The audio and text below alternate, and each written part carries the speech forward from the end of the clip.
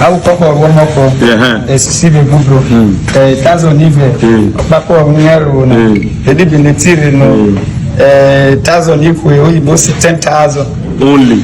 Anaje wo chewe na. Na oje gori. Me obisi abekregede be no. Dajo. Wonyoro bona. Abekregede na be mo. Obe mo mama.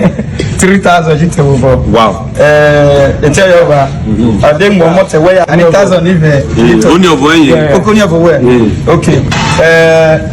So, okay, what are you going to support? Oh, I go have to spend. Oh.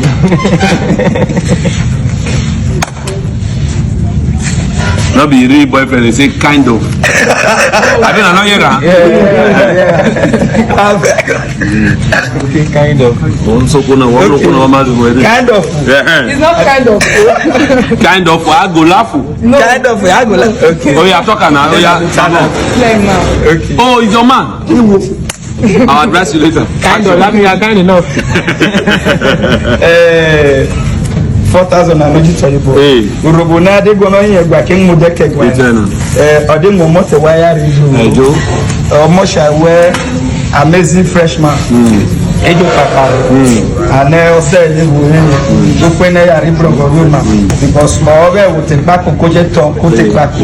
But if you need to, I never go, and then never go when I was when they call you there. They will not they go see your officially. Never, but yen would be busy, mamma. And the weekend and I go ahead to Bogono, the men won't be Canada, the weekend. It was within the weekend and was a movement. You work so that the SR Lagos officially. But on